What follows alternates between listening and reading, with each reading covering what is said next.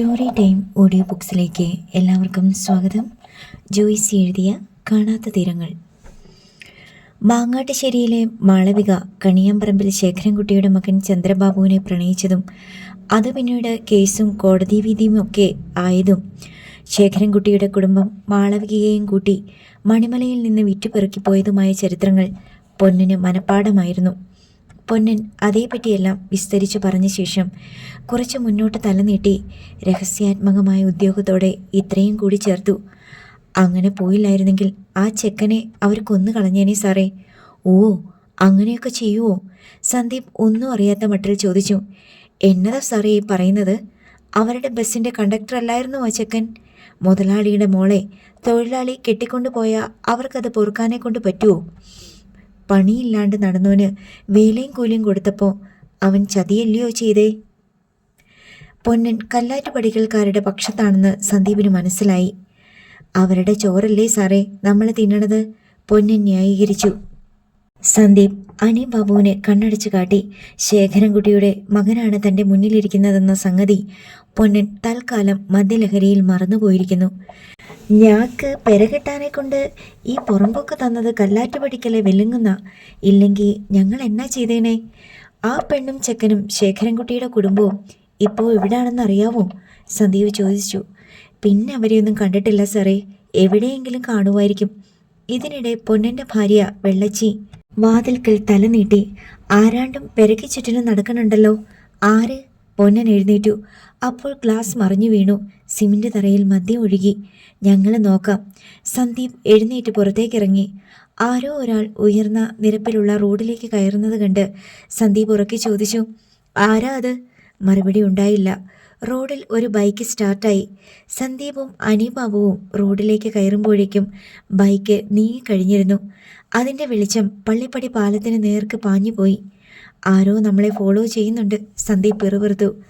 നമ്മൾ മണിമല വന്ന വിവരം കല്ലാറ്റുപടിക്ക് അറിയാണ്ടിരിക്കുവോ? ഹേമചന്ദ്രൻ പോലീസ് നമ്മുടെ പുറകിന് ആളെ വിട്ട് കാണും. എവിടൊക്കെ പോണു, എന്തൊക്കെ ചെയ്യുന്നു എന്ന് തിരക്കാൻ. അനി ബാബു പറഞ്ഞു. പൊന്നൻ ചേട്ടൻ്റെ കയ്യിൽ നിന്ന് ഇനിയൊന്നും കിട്ടാനില്ല. നമുക്ക് പോയാലോ? അനി ബാബു റോഡിലേക്ക് കയറി. കാറിനരികിൽ ആരെങ്കിലും പതുങ്ങി നിൽക്കുന്നുണ്ടോ എന്ന് നോക്കി. കുറച്ചകലെ പള്ളിപ്പടി പാലത്തിലൂടെ ചെറുവണ്ടികളുടെ ഹെഡ്ലൈറ്റുകൾ നീന്തുന്നത് കാണാം. പുഴപ്പരപ്പിൽ അതിൻ്റെ പ്രതിഫലനവും.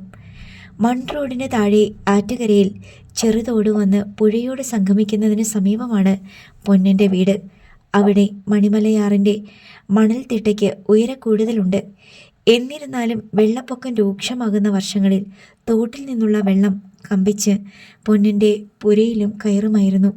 പണ്ടുകാലത്ത് പനയോല മേഞ്ഞ വീടിൻ്റെ ആകൃതിയിൽ തന്നെ തകരപ്പാളികൾ കൊണ്ട് മേൽക്കൂര പണിത ചെറിയ വീടാണ് പൊന്നൻ്റേത്. സാറേ, ആ പോത്തിൻ്റെ കാര്യം സാറ് പിന്നെ ഒന്നും ചോദിച്ചില്ലല്ലോ പൊന്നൻ്റെ അടുത്ത്? ചോദിച്ചല്ലോ. ചേട്ടൻ പുകയെടുക്കാൻ മുറ്റത്തോട്ട് ഇറങ്ങിപ്പോയപ്പോൾ എന്നാ പറഞ്ഞു? നാട്ടുകാരൊക്കെ നോക്കി നിൽക്കുമ്പോഴാണ് അതിനെ കുഴിച്ചിട്ടത്. പൊന്നൻ ചേട്ടനും ദൃക്സാക്ഷിയാ. സന്ദീപ് പറഞ്ഞു. അതിലെന്തെങ്കിലും കൊനിഷ്ടുണ്ടോ സാറേ? ഞാൻ ആലോചിച്ചു. JCB ഒന്ന് കുഴിയെടുക്കുന്നു, അത് കാണാൻ ആൾക്കൂട്ടം. പിന്നെ പോത്തിൻ്റെ ശവം കൊണ്ടുവന്ന് അതിലിട്ട് മൂടുന്നു. അവിടെ പൊന്നൻ ചേട്ടൻ 18-ാം മാസത്തിൽ കായ്ക്കുന്ന തെങ്ങിൻ തൈ വെക്കുന്നു. എന്തെങ്കിലും തോന്നിയോ? 22 വർഷം മുമ്പെന്ന് കൃത്യമായിട്ട് പറഞ്ഞപ്പോൾ എനിക്കെന്തോ നെഞ്ചിലൊരു കൊളുത്തു വീണ പോലെ. പൊന്നൻ ചേട്ടനോട് ഒന്നുകൂടെ ചോദിക്കാം. ഡിക്കിന്ന് ആ കുപ്പി എടുത്തു. അനിബാബു ഡിക്കി തുറന്ന് കടലാസിൽ പൊതിഞ്ഞ മദ്യക്കുപ്പി എടുത്തു. അതുമായി രണ്ടുപേരും ചെറുതിണ്ണ കടന്ന് വീട്ടിനുള്ളിൽ കയറി. പൊന്നൻ ഏതോ നാടൻപാട്ട് മൂളിക്കൊണ്ടിരുന്ന് ആടുന്നു. ചിരിച്ചുകൊണ്ട് നോക്കി നിന്ന വെള്ളച്ചിയുടെ നരച്ച തല വാതിലിനപ്പുറം മറഞ്ഞു. ആളെ കണ്ടാ? പൊന്നൻ തിരക്കി. ആ, ഏതോ ഒരുത്തൻ.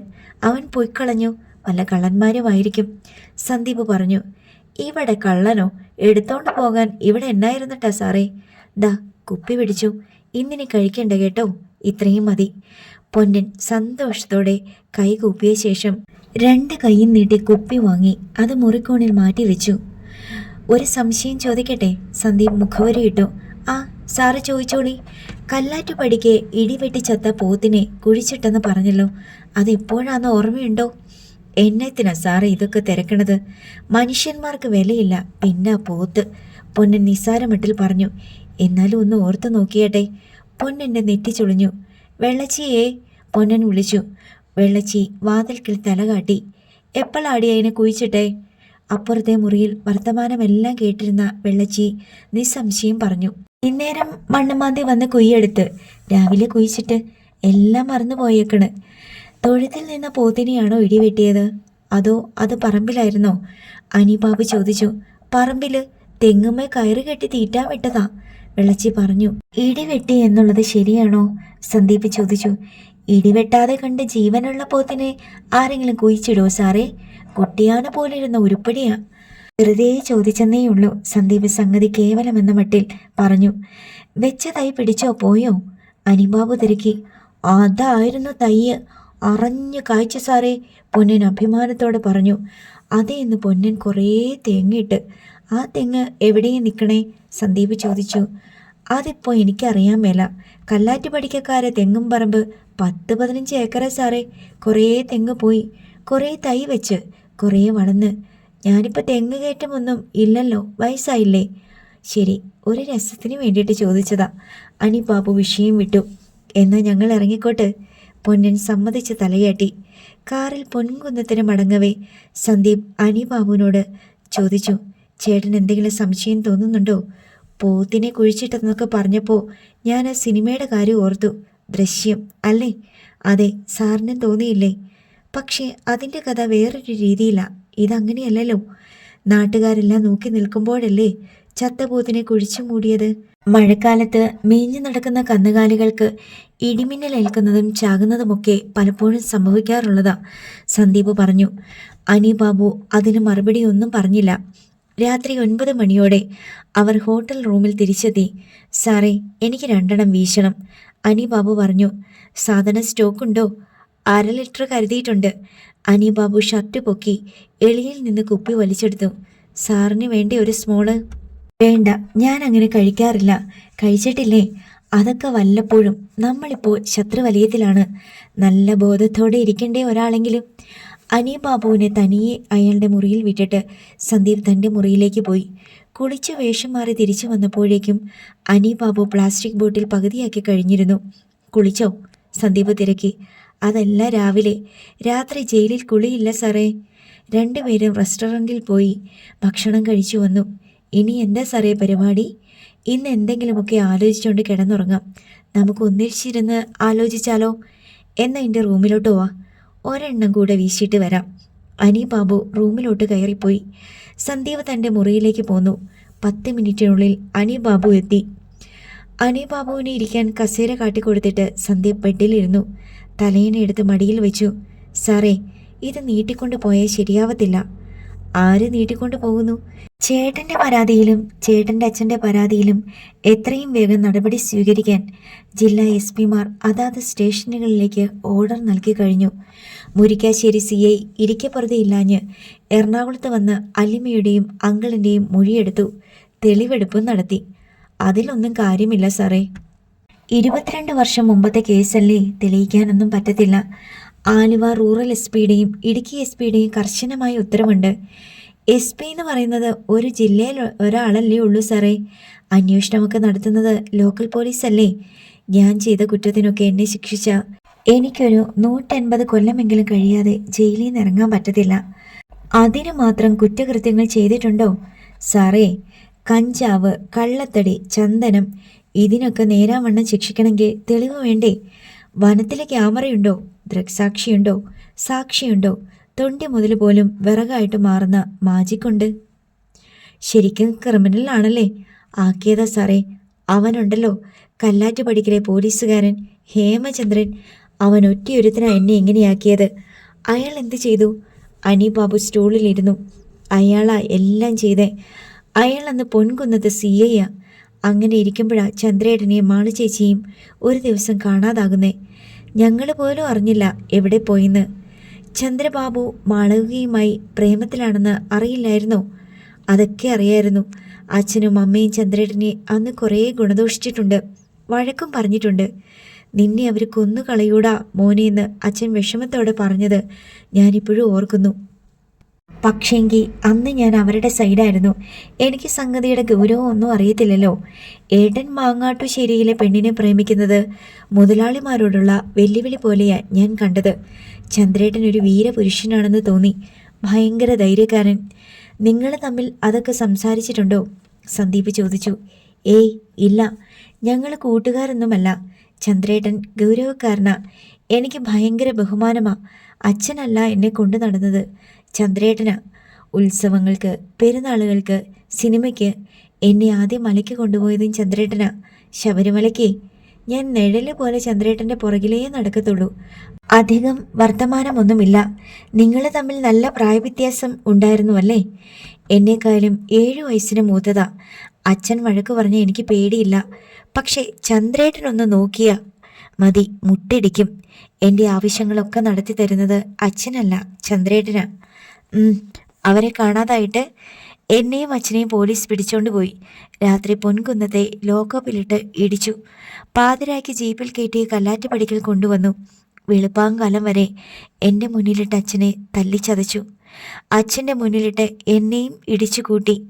പെരുവന്താനത്തെ മാമൻ്റെ വീട്ടിൽ നിന്ന് ചന്ദ്രേട്ടനെയും ചേച്ചിയെയും പിടികൂടിയ രാത്രിയിൽ ചന്ദ്രേട്ടനെയും എൻ്റെ അച്ഛൻ്റെയും മുന്നിലിട്ട് ചവിട്ടിക്കൂട്ടി. വേറെ പോലീസുകാർ ചെയ്തത് പോരാഞ്ഞിട്ട് ആ കഴിവൻ്റെ മോൻ വാച്ചും തൊപ്പിയും കുപ്പായവും അഴിച്ചു വെച്ചിട്ട് ലോക്കപ്പിൽ കയറി ഇടിച്ചു. വേർത് കുളിച്ച് തളർന്ന് ബോക്സിങ് കഴിഞ്ഞ മാതിരിയാ അയാൾ ലോക്കപ്പിൽ നിന്ന് ഇറങ്ങിപ്പോയേ. അതൊക്കെ കോടതി പറഞ്ഞില്ലേ? ഞങ്ങളെ കസ്റ്റഡിയിൽ എടുത്തതായിട്ട് രേഖയില്ല സാറേ. കോടതിയിൽ ഒന്നും ഹാജരാക്കിയില്ല. വീട്ടിൽ കൊണ്ടുവന്ന് വിട്ടു. ചന്ദ്രേട്ടനെ മാത്രം കോടതിക്ക് കൊണ്ടുപോയി. ബാക്കി കഥ എനിക്കറിയാം. ഹേബിയസ് കോർപ്പസ് കൊടുത്തതും മാളവികയെ കോടതിയിൽ ഹാജരാക്കിയതും അവർ ചന്ദ്രബാബുവിൻ്റെ കൂടെയുള്ള ജീവിതം വേണമെന്ന് കോടതിയിൽ പറഞ്ഞതും കോടതി ചന്ദ്രബാബുവിനൊപ്പം പോകാൻ മാളവികയെ അനുവദിച്ചതും എല്ലാം. സാറിനറിയാത്ത കഥയുണ്ട്. അതെന്താന്ന് വെച്ചാൽ എൻ്റെ സമനില തെറ്റിപ്പോയി. രാത്രി എനിക്ക് ഉറങ്ങാൻ പറ്റത്തില്ല. ഒരു മയക്കം. ഞെട്ടി നിലവിളിച്ചുകൊണ്ട് എണീക്കും. കണ്ണടച്ച ചന്ദ്രേട്ടനെ പോലീസ് ഇടിക്കുന്നതും അച്ഛനെ ചവിട്ടുന്നതും ഒക്കെയാ കാണുന്നേ. സാറിനറിയാവോ, 8 കൊല്ലം ഞാൻ ഉറക്ക ഗുളിക തിന്ന് ഭ്രാന്തായി പോകേണ്ടതാ. അച്ഛൻ എവിടെയെല്ലാമോ കൊണ്ടു നടന്ന് ചികിത്സിച്ചു. എൻ്റെ പഠിത്തമെല്ലാം മുടങ്ങിപ്പോയി. ഓ, അങ്ങനെയൊരു ട്രാജഡിയും കൂടി ഉണ്ടെന്ന് അറിഞ്ഞില്ല, സന്ദീപ് സഹാനുഭൂതിയോടെ പറഞ്ഞു. ഇപ്പോഴും ഇടയ്ക്ക് ചില ഇളക്കങ്ങളൊക്കെ വരും. അന്നേരം പോയി അതിൻ്റെ ഗുളിക വാങ്ങിച്ചു കഴിക്കും. ഇല്ലെങ്കിൽ എന്നെ 10 ആൾ പിടിച്ചാലും നിൽക്കത്തില്ല സാറേ. സന്ദീപ് മനസ്സിലായ മട്ടിൽ തലയാട്ടി. സാറിൻ്റെ മനസ്സിലിരിപ്പ് എന്തുവാ? എങ്ങനെ മുന്നോട്ട് നീങ്ങാനാ? കേസ് മാത്രം മതിയോ? നിയമത്തിൻ്റെ വഴിയല്ലേ സേഫ്? കേസ് അന്വേഷണത്തിന് ഉത്തരവായി കഴിഞ്ഞല്ലോ. അതിലൊന്നും ഒരു കഥയുമില്ല സാറേ. പാവപ്പെട്ടവനാണെങ്കിൽ പോലീസ് ഇടിച്ചു പിഴിഞ്ഞ് എല്ലാം പറയിപ്പിക്കും. കല്ലാറ്റുപടിക്കാരെയും മാങ്ങാട്ടുശ്ശേരിക്കാരെയും കൊണ്ട് അങ്ങനെ പറയിപ്പിക്കാൻ പറ്റുമോ? അവരുടെ പെട്ടി നിറച്ച് പൂത്ത കാശുണ്ട്. അവർ നല്ല പോലെ പൈസ ഇറക്കി കളിക്കും. പോലീസ് കുറേ ചോദ്യം ചെയ്യലൊക്കെ നടത്തിയിട്ട് തിരിച്ചു പോകും. തെളിവ് വേണ്ടേ സാറേ? എങ്ങനെ തെളിയിക്കാനാ? കൊല്ലം എത്ര പോയി? മണിമല പാലത്തിനടിയിൽ കൂടി വെള്ളം എന്തുമാത്രം ഒഴുകിപ്പോയി. കേസ് നടത്തിപ്പുകളിലും പോലീസ് അന്വേഷണങ്ങളിലും ചിരപരിചയമുള്ള അനിബാബു തറപ്പിച്ച് പറഞ്ഞപ്പോൾ സന്ദീപിനും സന്ദേഹമായി. മാളവികയെ പെരിയാർ വാലിയിലെ നിങ്ങളുടെ വീട്ടിൽ നിന്ന് കൂട്ടിക്കൊണ്ടു പോയത് പോലീസ് എന്തായാലും തെളിയിക്കും. പോണ്ടിച്ചേരി വെച്ച് മാളവിക പ്രസവിച്ചതിൻ്റെ സോളിഡ് എവിഡൻസ് ജീവനോട് ഇരിപ്പുണ്ട്. അല്ലിമ, എൻ്റെ സാറേ, ഒരു പുല്ല് നടക്കത്തില്ല. പെരിയാർ വാലിയിലെ ഞങ്ങളുടെ വീട്ടിൽ നിന്ന് ആര് കൂട്ടിക്കൊണ്ടുപോയി ചേച്ചിയെ? നമ്മൾ വാദികൾ മാത്രം പറഞ്ഞാൽ പോരല്ലോ. ദൃക്സാക്ഷികളുണ്ടോ? സാഹചര്യ തെളിവുണ്ടോ? അന്ന് ചേച്ചിയെ കൂട്ടിക്കൊണ്ടു പോകാൻ വന്നവരെ ഇന്ന് കണ്ട ഏതെങ്കിലും നാട്ടുകാരൻ തിരിച്ചറിയോ? പോണ്ടിച്ചേരിയിൽ വേണ്ടത്ര തെളിവുകളുണ്ട്. ക്ലൂണി ഹോസ്പിറ്റൽ റെക്കോർഡ്സ്, അന്ന് ചികിത്സിച്ച ഡോക്ടർ, ഭാസിയമ്മാമ്മയുടെ ഫാമിലി. സാറ് തന്നെയല്ലേ പറഞ്ഞത് ക്ലൂണി ഹോസ്പിറ്റലിൽ ചേച്ചിയുടെ പേര് മാറ്റിയ പ്രസവത്തിന് കയറ്റിയതെന്ന്? അവിടെ തീർന്നില്ലേ എല്ലാം?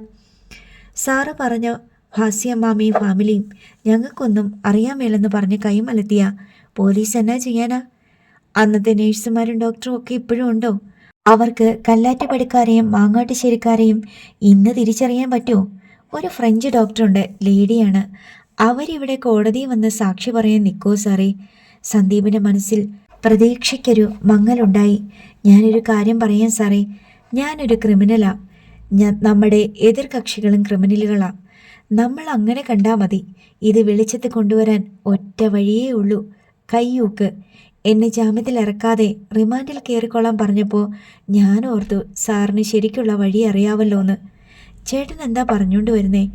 4 ദിവസത്തിനകത്ത് കൂട്ടിക്കൽ സുഗു ജാമ്യത്തിലിറങ്ങും.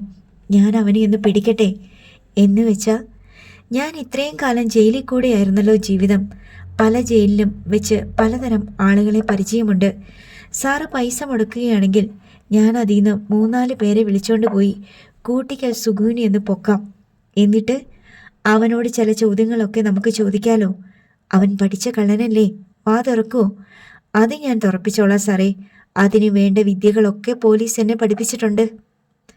അവസാനം തട്ടിയും മുട്ടിയും വല്ലതും പറ്റിപ്പോയാൽ ഞാൻ അകത്ത് കയറേണ്ടി വരും. അതൊന്നും സാറ് പേടിക്കണ്ട. പൈസ ഇറക്കാവോ? ഞാൻ ഏറ്റു കേസ്. സന്ദീപ് ചിന്താക്കുഴപ്പത്തിലായി. ഒരു ക്രിമിനൽ കുറേ ക്രിമിനലുകളെ കൂട്ടിക്കൊണ്ടുവന്ന് മറ്റൊരു ക്രൈം ചെയ്യാൻ അനുവാദം ചോദിക്കുകയാണ്.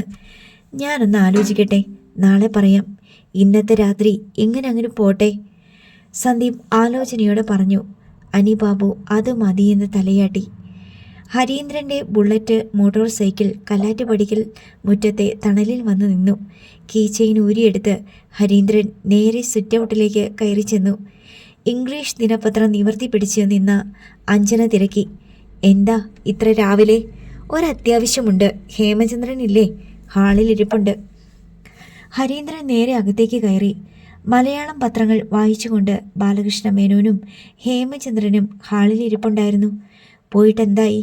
ഹേമചന്ദ്രൻ ആകാംക്ഷയോടെ തിരക്കി. അവർ രാത്രി 8:30 മണിവരെ പൊന്നൻ്റെ വീട്ടിലുണ്ടായിരുന്നു. അത് മനസ്സിലായി. അവരുടെ ഉദ്ദേശം എന്തായിരുന്നെന്ന് പറ. അവർ പൊന്നന് മദ്യം വാങ്ങിച്ചു കൊടുത്ത് കുടിപ്പിച്ചുകൊണ്ട് മാങ്ങാട്ടുശ്ശേരിയിലെയും കല്ലാറ്റുപടിക്കൽക്കാരുടെയും ചരിത്രങ്ങൾ മുഴുവൻ പറയിപ്പിച്ചെന്ന കിളവി പറയുന്നേ. പൊന്നൻ്റെ തല ഇപ്പോഴും പൊങ്ങിയിട്ടില്ല. ഹരീന്ദ്രൻ വെളിപ്പെടുത്തി. എന്ത് ചരിത്രം പറയിപ്പിച്ചു? ബാലകൃഷ്ണ മേനോൻ ഉദ്വിഗ്നനായി. നമ്മുടെ തറവാടുകളുമായി ബന്ധപ്പെട്ട് പൊന്നൻ കണ്ടിട്ടുള്ളതും കേട്ടിട്ടുള്ളതുമൊക്കെ ഓരോരോ കാലങ്ങളിൽ നടന്ന സംഭവങ്ങളെല്ലാം പൊന്നന് അറിയാവുന്ന പോലെ പറഞ്ഞു. എന്തൊക്കെയാണെന്ന് വേർതിരിച്ച് ചോദിച്ചില്ലേ ഹരീന്ദ്ര? ഹേമചന്ദ്രന് ദേഷ്യം വന്നു. നമ്മുടെ തറവാടുകളിൽ നടന്ന കല്യാണങ്ങൾ, മരണങ്ങൾ, ആഘോഷങ്ങൾ, ജനനങ്ങൾ, പ്രധാനപ്പെട്ട സംഭവങ്ങൾ, അങ്ങനെ കുറേ. ഓ, അത്രയുള്ളൂ? അല്ലെങ്കിൽ തന്നെ അവൻ എന്തറിയാം? ബാലകൃഷ്ണ മേനോൻ അത് നിസ്സാരമാക്കി. തനിക്കെന്തെങ്കിലും ദുസൂചന കിട്ടിയോ? അത് പറഞ്ഞാൽ മതി. ഹേമചന്ദ്രൻ അക്ഷമനായി. ഇവിടുത്തെ ഒരു പോത്ത് പണ്ട് ഇടിമിന്നലേറ്റ് ചത്തെന്നും അയാൾ അവരോട് പറഞ്ഞിട്ടുണ്ട്. അത് കേട്ടപ്പോൾ ഒരു കല്ലുകടി തോന്നി. അതൊക്കെ അയാളിപ്പോഴും ഓർത്തിരിക്കുന്നോ? ഹേമചന്ദ്രൻ നെറ്റി ചുളിച്ചു. അത്രയല്ലേ പറഞ്ഞുള്ളൂ? ബാലകൃഷ്ണ മേനോൻ അർദ്ധഗർഭമായി ഹരീന്ദ്രനെ നോക്കി. അതിനെ എവിടെയാ കുഴിച്ചിട്ടതെന്ന് അവർ ചോദിച്ചു. പൊന്നിന് നല്ല ഓർമ്മയില്ലെന്നാ പറഞ്ഞത്. ആ സംഭവം എത്ര വർഷം മുമ്പായിരുന്നു എന്നൊക്കെ അവർ ചോദിച്ചത്രേ. ഹേമചന്ദ്രൻ പത്രം ടീപ്പോയിലേക്ക് വലിച്ചെറിഞ്ഞിട്ട് എഴുന്നേറ്റു. ആ നായിൻ്റെ മോൻ എന്തിന് പൊന്നൻ്റെ വീട് തിരക്കി പോയി? ഹേമചന്ദ്രൻ്റെ ഒച്ച മുറുകി. വെറുതെ ചോദിച്ചതായിരിക്കും. അവർ പിന്നെ കൂടുതലൊന്നും ചോദിക്കാതെ പോവുകയാണ് ചെയ്തത്. ഹരീന്ദ്രൻ അയാളെ സ്വാതന്ത്ര്യപ്പിക്കാനെന്നോണം പറഞ്ഞു. TV ചാനലുകാർ വന്നു നടത്തിയ ഇൻ്റർവ്യൂ ദിവസം മുഴുവൻ നീണ്ടു നിന്നു. ആദ്യം അല്ലിമയും ആങ്കറുമായുള്ള അഭിമുഖം, ചോദ്യോത്തരങ്ങൾ, വിദ്യാഭ്യാസം, അഭിരുചികൾ, ഹോബികൾ എന്നിവയെപ്പറ്റിയുള്ള അന്വേഷണങ്ങൾ എല്ലാം കണ്ടും കേട്ടും രാജഗോപാലും ശ്രീലക്ഷ്മിയും ഹാളിൽ തന്നെ ഉണ്ടായിരുന്നു. അഭിമുഖം നടത്തുന്ന സുദീപ് കുമാർ എന്നയാൾ ഒടുവിൽ രാജഗോപാലിനോടും ശ്രീലക്ഷ്മിയോടും കുറച്ച് സമയത്തേക്ക് മാറി നിൽക്കാമോ എന്ന് ചോദിച്ചു. സ്വകാര്യമായ ചില ചോദ്യങ്ങൾക്ക് വേണ്ടിയാണെന്ന് പറഞ്ഞപ്പോൾ അവർ മുറിയിലേക്ക് പോകാനൊരുങ്ങി. അല്ലിമ പക്ഷെ സമ്മതിച്ചില്ല. അച്ഛനും അമ്മയും കേൾക്കരുതാത്ത ഒരു ചോദ്യത്തിനും എനിക്ക് മറുപടി പറയാനില്ല. അവർക്ക് എന്തെങ്കിലും ബുദ്ധിമുട്ട് തോന്നിയെങ്കിലോ എന്ന് വിചാരിച്ചിട്ടാണ്. ഞങ്ങൾക്കൊരു ബുദ്ധിമുട്ടും തോന്നില്ല, ശ്രീലക്ഷ്മി പറഞ്ഞു. നിങ്ങളുടെ സാന്നിധ്യത്തിൽ മിസ് അല്ലിമയ്ക്ക് തുറന്നു പറയാൻ പറ്റിയെന്ന് വരില്ല. അതുകൊണ്ടാണ്. സുദീപ് കുമാർ സംശയം പ്രകടിപ്പിച്ചു. എൻ്റെ അച്ഛൻ്റെയും അമ്മയുടെയും മുന്നിൽ വെച്ച് എനിക്ക് മറുപടി പറയാൻ പറ്റാത്ത ഒരു ചോദ്യവും ഇല്ലെന്ന എൻ്റെ വിശ്വാസം, അല്ലിമ ആത്മവിശ്വാസത്തോടെ പറഞ്ഞു. മിസ് അല്ലിമയുടെ ഈ അച്ഛനും അമ്മയും സ്വന്തം അച്ഛനും അമ്മയുമായിരുന്നെങ്കിൽ കുറച്ചുകൂടി സ്നേഹവും കരുതലും കിട്ടിയേനെ എന്ന് തോന്നുന്നുണ്ടോ? അങ്ങനെ തോന്നുന്നില്ല, അല്ലിമ മറുപടി പറഞ്ഞു. അതായത് അല്ലിമയുടെ ഇളയവരായ 2 പേർക്കും അച്ഛനമ്മമാർ കൂടുതൽ സ്നേഹം കൊടുത്തു എന്നൊരു തോന്നൽ കഴിഞ്ഞ കാലത്തിലേക്ക് തിരിഞ്ഞു നോക്കുമ്പോൾ ഉണ്ടോ? ഒരിക്കലുമില്ല. അവർക്കായിരുന്നു പരാതി, അച്ഛനും അമ്മയും എന്നെ കൂടുതൽ സ്നേഹിക്കുന്നെന്ന്. സ്വന്തം അച്ഛനും അമ്മയും വളർത്തിയിരുന്നെങ്കിൽ ഇതിനേക്കാൾ കൂടുതൽ സ്നേഹവും സംരക്ഷണവും നല്ലൊരു ഭാവിയും കിട്ടിയേനെ എന്ന് വിചാരമുണ്ടോ? എനിക്ക് എന്തെങ്കിലും പോരായ്മ തോന്നിയിട്ടുണ്ടെങ്കിൽ മാത്രം അങ്ങനെ ചിന്തിച്ചാൽ പോരെ? എനിക്ക് കിട്ടിയ ഏറ്റവും വലിയ ഭാഗ്യം എന്താന്ന് വെച്ചാൽ, എന്നെ ആരാണോ ഉപേക്ഷിച്ചത് അവരെന്നെ ഈ അച്ഛൻ്റെയും അമ്മയുടെയും വീട്ടുവരാന്തയിൽ കൊണ്ടുചെന്ന് കിടത്തി എന്നുള്ളതാ. എന്നാലും സ്വന്തം അച്ഛൻ്റെയും അമ്മയുടെയും സ്നേഹം കിട്ടാത്ത മക്കൾക്ക് അതിൻ്റെ ഒരു സങ്കടം ഉണ്ടാവില്ലേ? അതിനേക്കാൾ കൂടുതൽ എനിക്ക് കിട്ടിയല്ലോ. അച്ഛനും അമ്മയും ഇല്ലാത്ത കുറവ് ഞാൻ അറിഞ്ഞിട്ടില്ല. എനിക്ക് കിട്ടിക്കൊണ്ടിരുന്നതിൻ്റെ വിലയൊന്നും ഞാൻ ഇത്രയും നാൾ തിരിച്ചറിഞ്ഞില്ല. എൻ്റെ വിചാരം ഞങ്ങൾ 3 മക്കൾക്കും ഏതാണ്ട് ഒരുപോലെയാ അച്ഛനമ്മമാരുടെ സ്നേഹവും സംരക്ഷണവും കിട്ടിക്കൊണ്ടിരിക്കുന്നതെന്നാ. പക്ഷേ ഈ തിരിച്ചറിവിന് ശേഷം എനിക്ക് മനസ്സിലായി, എൻ്റെ അനുജനും അനുജത്തിക്കും കിട്ടിയതിനേക്കാൾ എത്ര ഇരട്ടിയാണ് എനിക്ക് കിട്ടിയത്.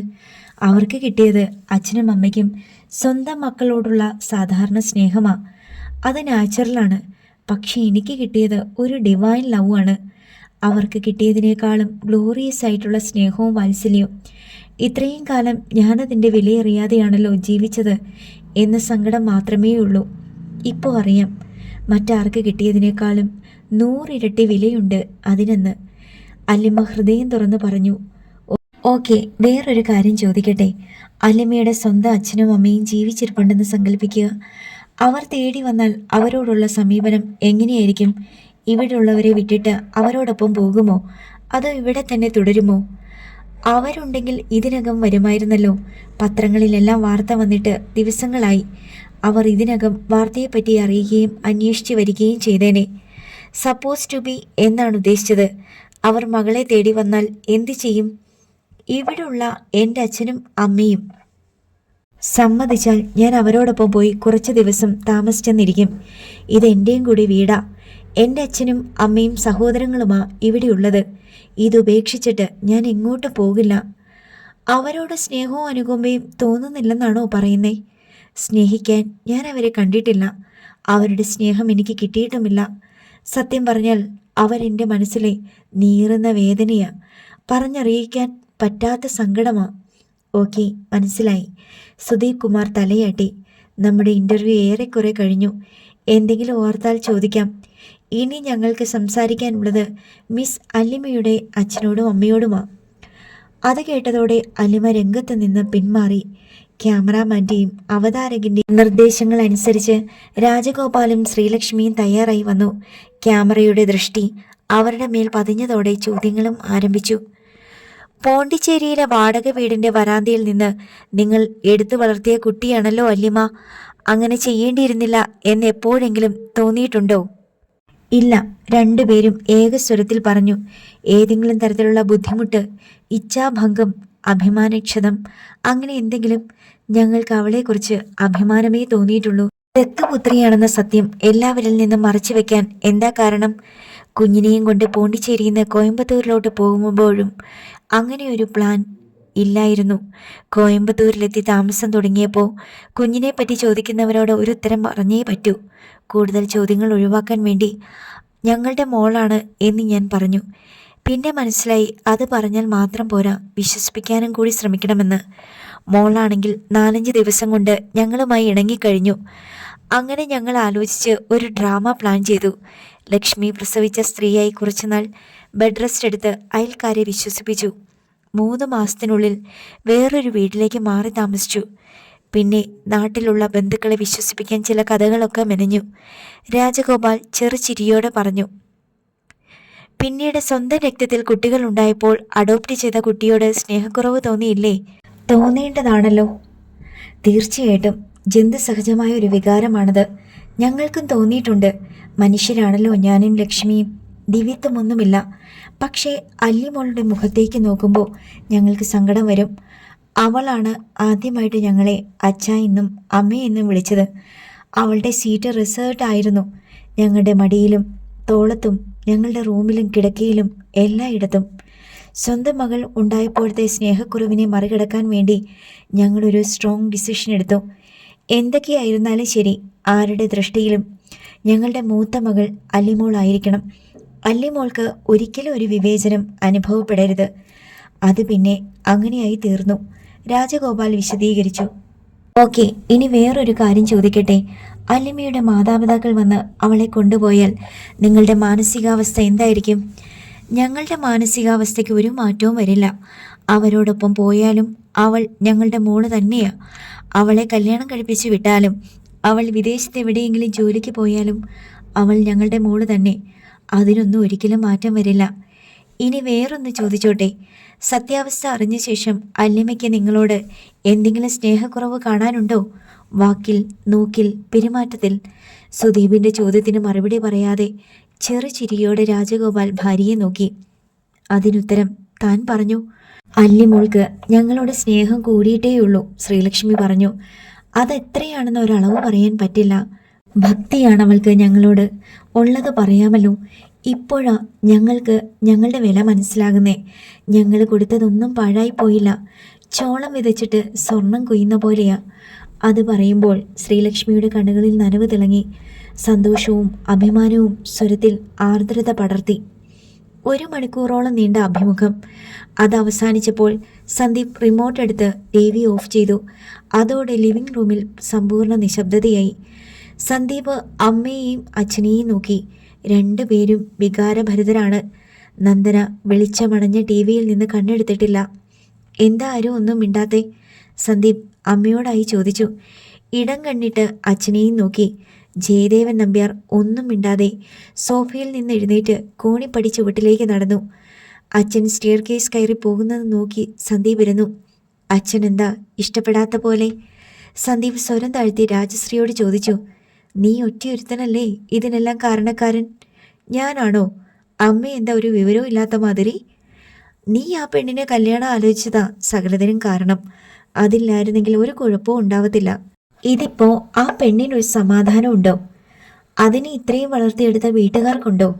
നിന്റെ അച്ഛൻ്റെ കുടുംബക്കാർക്ക് മുഴുവൻ മാനക്കേടായില്ലേ? നീയല്ലേ ഇതിൻ്റെ എല്ലാം ആണിക്കല്ല്? ആ അതെ. സന്ദീപിന് ദേഷ്യം വന്നു. അതിഭീകരമായൊരു കുറ്റകൃത്യം ചെയ്തിട്ട് അതിനു മീതെ ആരും അങ്ങനെ സമാധാനമായിട്ടിരിക്കണ്ട. അമ്മ ആള് കൊള്ളാമല്ലോ. ഒരു ജഡ്ജിയുടെ വൈഫല്ലേ? ആ നീതിബോധം തരുമ്പെങ്കിലും വേണ്ടേ? എടാ മോനെ, കുറേ പേരുടെ മനസ്സമാധാനം കളഞ്ഞിട്ട് എന്ത് കിട്ടാനാ? മരിച്ചുപോയവരെ ജീവിപ്പിക്കാൻ പറ്റുമോ? നഷ്ടപ്പെട്ടവരുടെ നഷ്ടങ്ങൾ തീർത്തു കൊടുക്കാൻ പറ്റുമോ? കുറേ പേരും കൂടി ഇനി വിഷമിക്കേണ്ടി വരും, അത്ര തന്നെ. വിഷമിക്കേണ്ടി വരുന്നത് ആരാ? കുറ്റം ചെയ്തവർ. അവർക്ക് സങ്കടവും അപമാനവും ഉണ്ടാകാതിരിക്കാൻ വേണ്ടി നമ്മൾ അവരുടെ കൊലപാതകങ്ങൾ മൂടിവെക്കണമല്ലേ? അങ്ങനെയാണെങ്കിൽ കൊലപാതക കേസൊന്നും അന്വേഷിക്കേണ്ട ആവശ്യമില്ലല്ലോ. കേസ് അന്വേഷണവും വിചാരണയും കോടതി വിധിയും ജയിലും ഒക്കെയായിട്ട് ഗവൺമെൻറ് കോടിക്കണക്കിന് രൂപയല്ലേ ചിലവാക്കുന്നത്? അന്വേഷിക്കാൻ മെനക്കെടാതിരുന്ന വമ്പിച്ച ലാഭം, കുറ്റവാളികൾക്ക് സുഖം, സമാധാനം എന്നല്ല പറഞ്ഞത്. ഇതിപ്പം മലയാളക്കര മുഴുവൻ അറിഞ്ഞില്ലേ?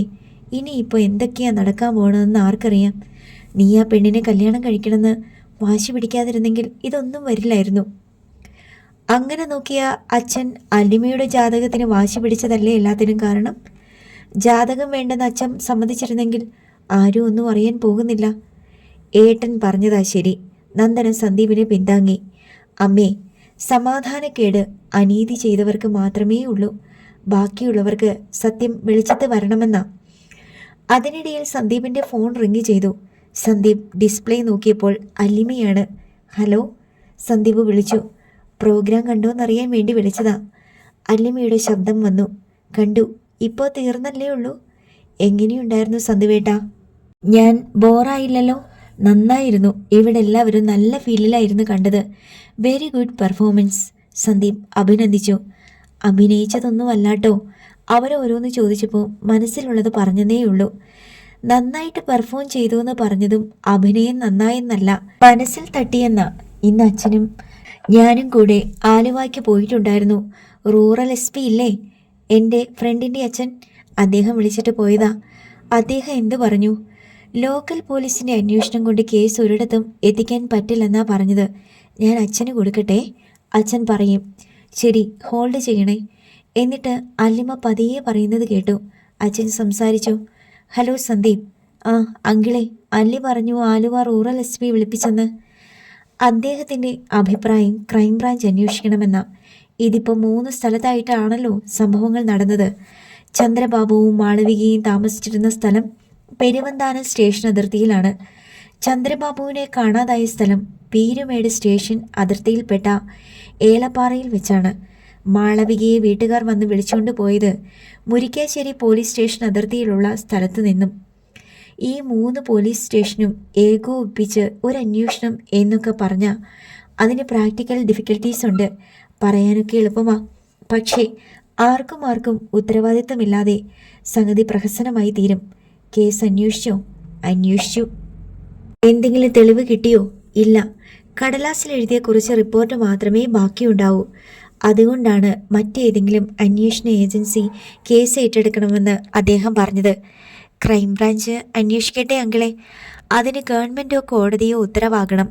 ക്രൈംബ്രാഞ്ചിന് അന്വേഷണം കൈമാറണം എന്ന് പറഞ്ഞ് നമ്മൾ പ്രഷർ ചെയ്യണം. അതായത് കോടതിയിൽ ഹർജി, രാഷ്ട്രീയ സമ്മർദ്ദം, അങ്ങനെ 3 പോലീസ് സ്റ്റേഷനും കൂടി ഒരു കോർ കമ്മിറ്റി ഉണ്ടാക്കി അന്വേഷണം നടത്തിയാലും മതിയല്ലോ. സന്ദീപ് അഭിപ്രായപ്പെട്ടു. അതൊന്നും പ്രായോഗികമല്ല. പോലീസിന് അല്ലാതെ തന്നെ പിടിപ്പത് പണിയുണ്ട്. ഈ കേസ് അന്വേഷിച്ച് തെളിയിക്കണമെന്ന് ആർക്കാ നിർബന്ധം? കേസ് തെളിയിച്ച ആർക്ക് കിട്ടും അതിൻ്റെ ക്രെഡിറ്റ്? അതിനെല്ലാം പുറമെയാ അവർക്ക് മേലെ വരുന്ന പലതരം സമ്മർദ്ദങ്ങൾ. കേസ് ദുർബലപ്പെടുത്താൻ വേണ്ടി മണിമലക്കാർ അവരെ കൊണ്ട് സാധിക്കുന്നതെല്ലാം ചെയ്യും. കാരണം ഇപ്പോഴും അവർ പറയുന്നത് മാളവികയെ അവർ ഏറ്റെടുക്കുകയോ പോണ്ടിച്ചേരിക്ക് കൊണ്ടുപോവുകയോ ചെയ്തിട്ടില്ലെന്നാ. പോലീസ് പോണ്ടിച്ചേരിയിൽ പോയി അന്വേഷിച്ചാൽ അതിനും തെളിവ് കിട്ടും. ക്ലൂണി ഹോസ്പിറ്റലിൽ റെക്കോർഡ്സ് ഉണ്ട്. സന്ദീപ്, മുരിക്കാശ്ശേരി പോലീസ് പോണ്ടിച്ചേരിയിൽ പോയി അന്വേഷിച്ചു. ഇടുക്കി SP പ്രത്യേകം താല്പര്യം എടുത്തിട്ട് ചെയ്യിച്ചതാ. എന്നെ അറിയിച്ചില്ലല്ലോ അങ്കിൾ. ഞാൻ അറിയണ്ടേ? ഞാൻ കൂടെ പോകുമായിരുന്നല്ലോ.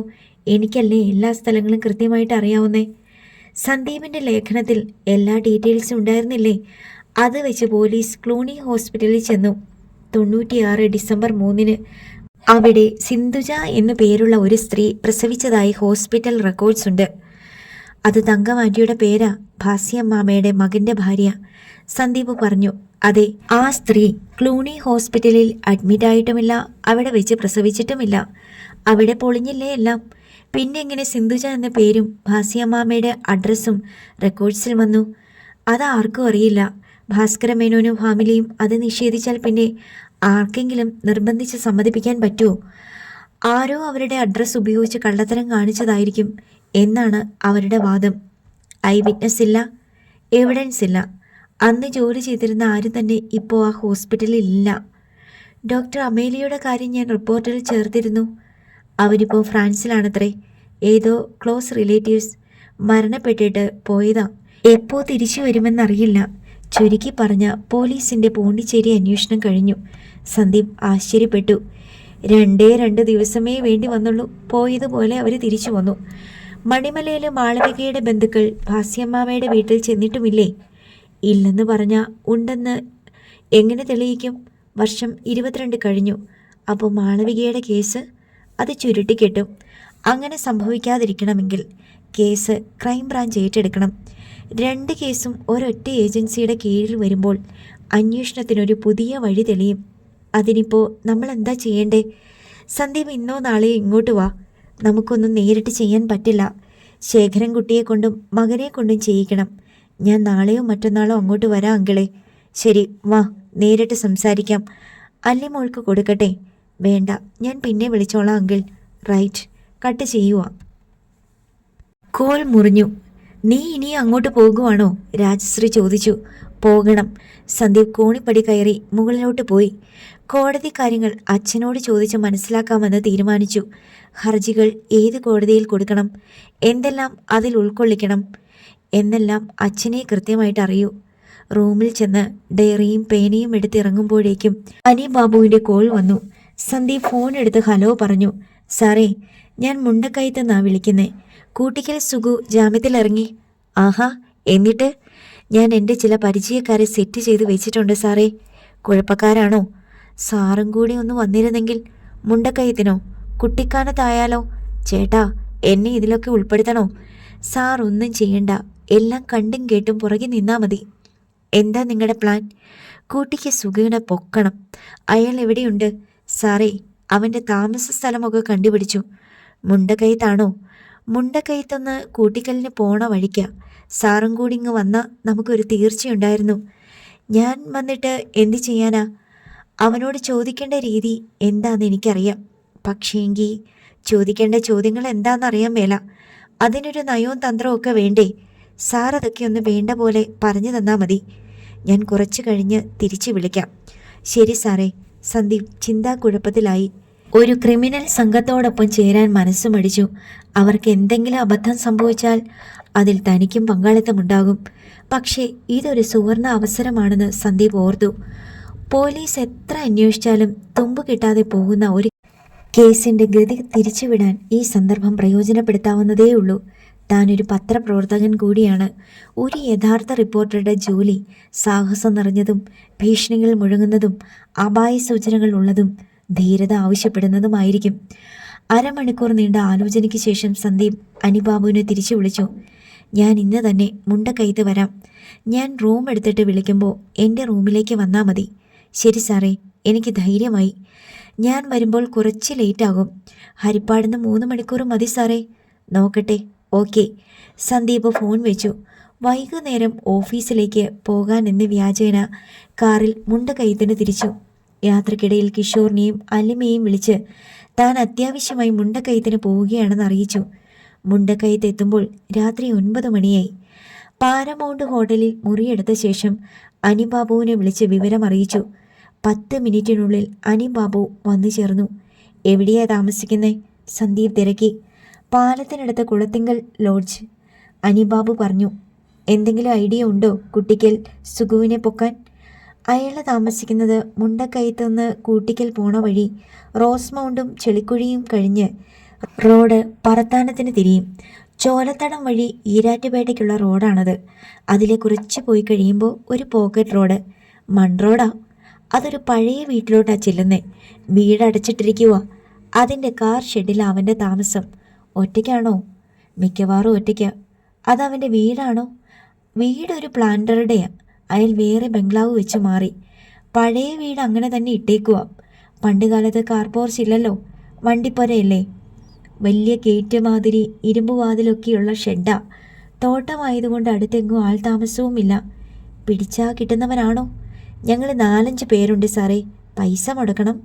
എൻ്റെ കയ്യിൽ സാറ് തന്ന കാശേ ഉള്ളൂ. എന്നാണ് സംഗതി നടത്തുന്നത്? നാളെ തന്നെ ചെയ്യാൻ സാറേ. വൈകിക്കണ്ട. സബ് ജയിലിൽ നിന്ന് ഇറങ്ങിയതല്ലേ ഉള്ളൂ. ഇത്തിരി ക്ഷീണത്തിൽ അസുഖു. ആ പ്ലാന്ററാ ഇപ്പം അവൻ്റെ രക്ഷാകർത്താവ്. അയാൾക്ക് തടി കച്ചവടവും ഉണ്ട്. ശരി, ഞാൻ സമ്മതിച്ചു. മറ്റവന്മാരെ വിളിച്ച് പറയട്ടാ? പറഞ്ഞോളൂ. അനിബാബു ഫോൺ എടുത്ത് ഓരോരുത്തരെ വിളിച്ചു തുടങ്ങി. ഗേറ്റിൽ നിന്ന് ഹോൺ ശബ്ദം കേട്ട് അലിമ ജാലകവിരി മാറ്റി നോക്കി. അച്ഛൻ്റെ കാർ. അച്ഛന് കാർ തിരിച്ചു കിട്ടിയോ എന്ന് ആശ്ചര്യപ്പെട്ട് അവൾ ചെന്ന് വാതിൽ തുറന്നു. ഗേറ്റ് അടച്ചിരിക്കുകയാണ്. വീണ്ടും ഹോൺ. അച്ഛനാണെങ്കിൽ അങ്ങനെ ഹോൺ അടിക്കില്ല. കാറിൽ നിന്നിറങ്ങി തനിയെ ഗേറ്റ് തുറക്കും. അല്ലിമ വാതിൽ അടച്ചിട്ട് ഫോൺ എടുത്ത് അച്ഛനെ വിളിച്ചു. രാജഗോപാൽ ഓഫീസിലായിരുന്നു. എൻ്റെ കാർ റിപ്പയർ ചെയ്ത് എത്തിച്ചതായിരിക്കും. ഞാൻ അങ്ങോട്ട് പോരാം. നീ പോയി ഗേറ്റ് തുറക്കണ്ട. രാജഗോപാലിൻ്റെ നിർദ്ദേശം കിട്ടിയപ്പോൾ അല്ലിമ അകത്ത് കയറി വാതിലടച്ചു. പിന്നെയും ഹോണടി തുറന്നപ്പോൾ അപ്പുറത്തെ വീട്ടിൽ നിന്ന് കിഷോർ ഇറങ്ങി വന്നു. രാജഗോപാലിൻ്റെ കാർ കണ്ടപ്പോൾ അവന് കാര്യം മനസ്സിലായി. കാർ മാറ്റിയില്ലെങ്കിൽ വേറെ 4 വീലറുകൾക്ക് കടന്നു പോകാൻ ഇടമില്ല. കാറിൻ്റെ ഡ്രൈവിംഗ് സീറ്റിലിരിക്കുന്ന ആളെ കിഷോറിന് ഒറ്റ നോട്ടത്തിൽ മനസ്സിലായി. മാങ്ങോട്ടുശ്ശേരി ജഗന്നാഥക്കുറുപ്പിൻ്റെ മകൻ ഹരീന്ദ്രൻ. അയാൾ കാറിൽ നിന്നിറങ്ങി. കിഷോറിനെ ഹരീന്ദ്രനും തിരിച്ചറിഞ്ഞു.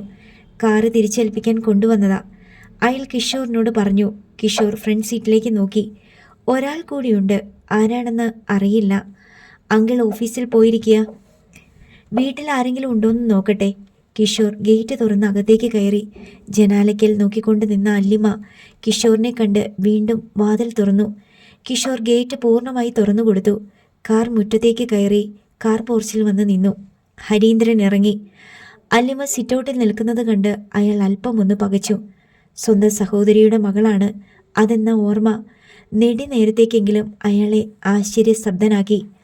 അല്ലിമയും അത് തന്നെ ഓർക്കുകയായിരുന്നു. തൻ്റെ അമ്മാവൻ്റെ സ്ഥാനത്തുള്ള ആൾ. പക്ഷേ കഠാര പിന്നിൽ ഒളിപ്പിച്ചു നിൽക്കുന്ന ശത്രുവിനെ പോലെയാണ് തോന്നുന്നത്.